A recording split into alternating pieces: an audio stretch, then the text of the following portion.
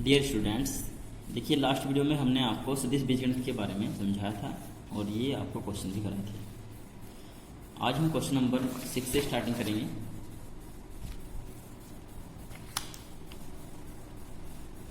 देखिए question number 6 exercise है 10.6। यदि आपने पिछली वीडियो नहीं देखी तो सबसे पहले पिछली वीडियो देखिए, ठीक है। उसके बाद में आपके सब समझ में आ जाएगा। क्वेश्चन नंबर 6 में कहा है यदि बिंदु P का स्थित सदिश I प्लस J तथा Q का स्थित सदिश 4J माइनस 5K है तो P Q यानी कि सदिश P Q ज्ञात कीजिए। देखिए बिंदु P का स्थित सदिश और स्थित सदिश के बारे में आपको कल बताया गया था, ठीक है।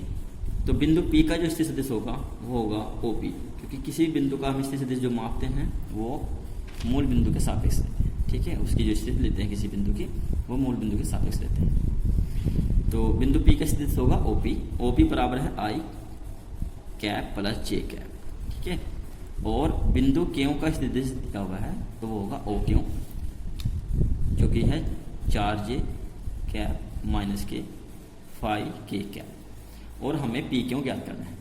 तो सदिश PQ का मान ज्ञात करने के लिए देखिए फॉर्मूला है कि बाद वाले बिंदु के स्थित सदिश में से पहले बिंदु का स्थिति घटा देंगे, ठीक है। तो ये बनेगा OQ माइनस OP। अब OQ का मान कितना है 4J minus 5K minus OP कितना है I प्लस J। हटा देंगे, कैप जरूर लगानी है, ठीक है।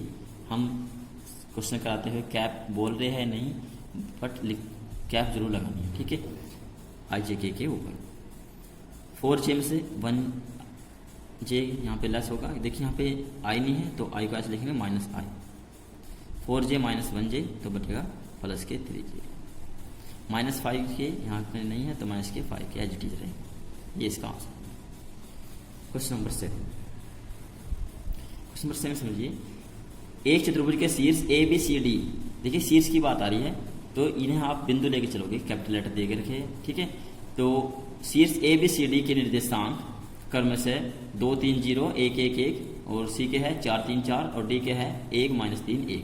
तो चतुर्भुज की भुजाओं और विकर्णों को सदिश रूप में ज्ञात कीजिए। देखिए चतुर्भुज की भुजाओं और विकर्णों को सदिश रूप में ज्ञात करना है। 4 बिंदु यानी कि चतुर्भुज है, इस पर करो, ये कोई चतुर्भुज है, कैसा भी हो सकता है, A B C और D। देखिए बिंदु का जो निर्धारण होता है वो मूल बिंदु के सापेक्ष होता है सदिश में। तो कहीं ना कहीं इसमें आप इस समतल में कहीं भी आप मूल बिंदु O मान सकते हो। तो हम यहाँ पे ले रहे हैं मूल बिंदु O, ठीक है। तो बिंदु A दिया हुआ है, इसमें ये चतुर्भुज है ABCD, इसके शीर्ष है ABCD, ठीक है। तो यहाँ पे बिंदु A है 2 3 0, बिंदु B के निर्देशांक है 1 1 1, C के निर्देशांक है 4 3 4 और D के निर्देशांक दिए गए हैं 1 माइनस 3 1 1 माइनस 3 1। देखिए तो बिंदु है, इसको सदिश रूप में लिखेंगे क्योंकि हमें इस चतुर्भुज की भुजाओं, चारों भुजाओं और दोनों विकर्णों के सदिश लिखने हैं, विकर्ण AC और विकर्ण BD। भुजाएं कौन कौन सी बनेगी AB BC CD और DA या AD करेंगे, ठीक है। देखिए AB जब हम ज्ञात करेंगे तो AB क्या होगा OB माइनस OA, यानी कि मूल बिंदु के सापेक्ष से देखेंगे, ये मूल बिंदु O है तो ये हो गया OB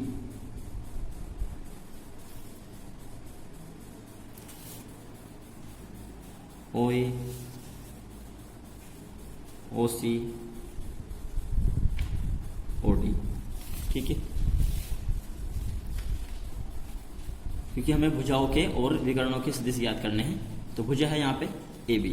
सबसे पहले देखिए इनके पोजीशन वेक्टर लिखेंगे स्थित सदिश बिंदु A B C D के। तो बिंदु A का स्थित होगा OA बराबर होगा 2I प्लस 3J प्लस, यहाँ 0 है तो K को छोड़ देंगे, 2I प्लस 3J। OB बराबर होगा बिंदु B का स्थित सदिश I plus J plus K और OC बराबर यहाँ से होगा 4I plus 3J plus 4K, 4I cap जरूर लगानी है, प्लस 3J कैप प्लस के 4k कैप, ठीक है। और OC OD बराबर होगा I minus 3j cap plus के, ठीक है।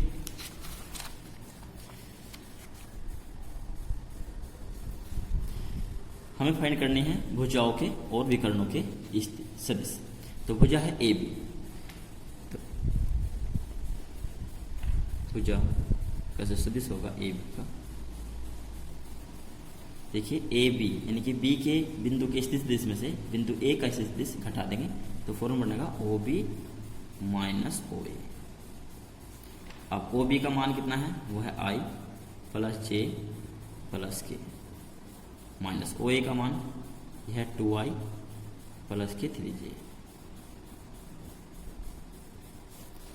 कैप जरूर लगानी है, घटाएंगे तो माइनस के I माइनस के 2J और K एच, ये होगा भुजा AB। इसी प्रकार से हम भुजाएं निकाल लेंगे BC। BC क्या होगा OC माइनस OB, ठीक है, कर लोगे इसे।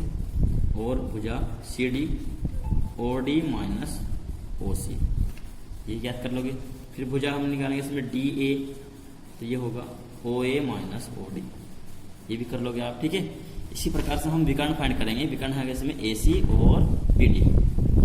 विकर्ण AC, तो अब यहाँ लिखोगे आप विकर्ण का जो सदिश है AC, बिंदु AC, तो C के सदिश में से A का सदिश घटा देंगे OC माइनस OA, और इनकी वैल्यू कहाँ से रखनी है आपको, ऊपर से, ठीक है। इसी प्रकार विकर्ण सेकंड है इसमें BD, तो BD होगा OD माइनस OB, सिर्फ कर लोगे, ठीक है। ये सारे भुजाओं और विकर्णों के सदिश आपके ज्ञात हो जाएंगे, ये आपका आंसर हो जाएगा, ठीक है। करके देखने हैं क्वेश्चन नंबर 8। देखिए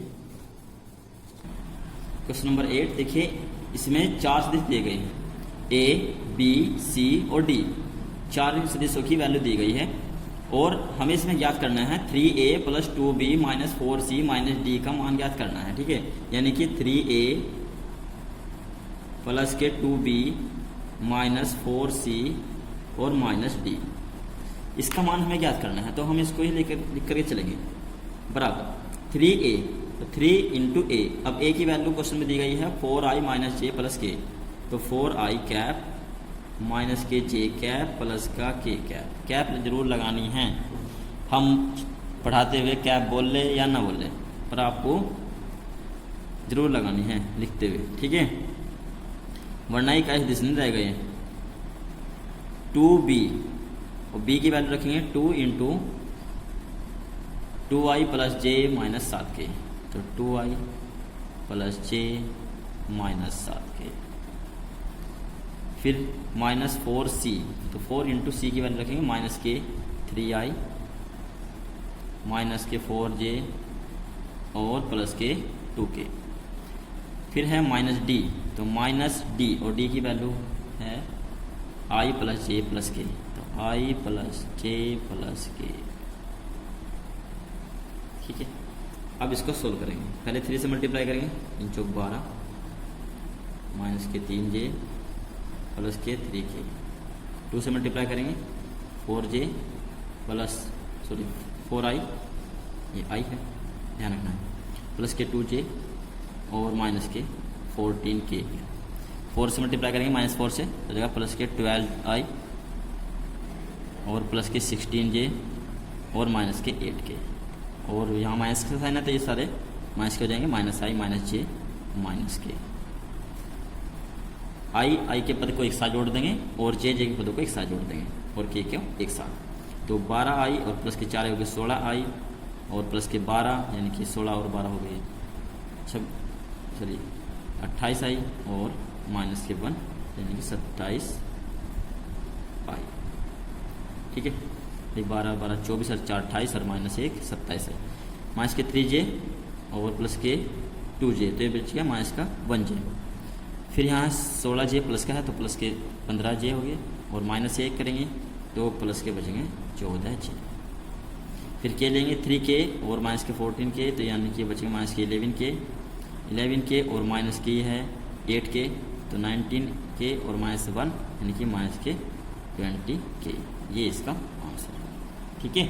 इसी प्रकार से आपको आगे क्वेश्चन नंबर 9, 10 करने हैं। देखिए क्वेश्चन नंबर 9 में दिया है कि एक कण पर 3 बल लग रहे हैं और सिद्ध कीजिए कि कण संतुलन की अवस्था में है।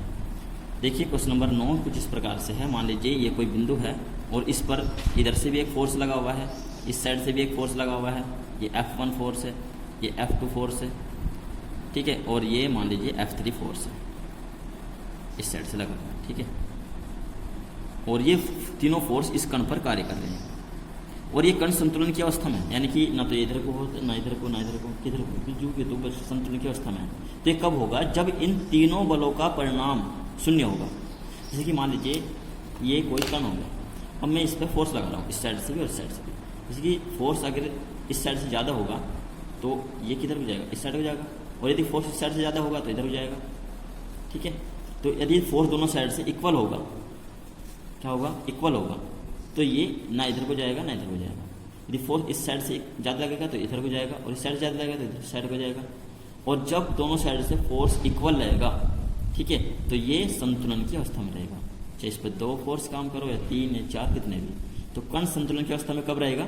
जब सभी बलों का परिणामी शून्य होगा, ठीक है, तो कण संतुलन की अवस्था में होगा।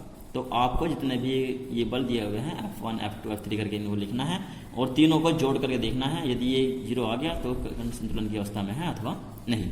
इसी प्रकार क्वेश्चन नंबर 10 और ठीक है, क्वेश्चन नंबर 10 तक आपको करना है। यदि आपको कोई डाउट हो तो आप फ़ोन करके पूछ सकते हैं।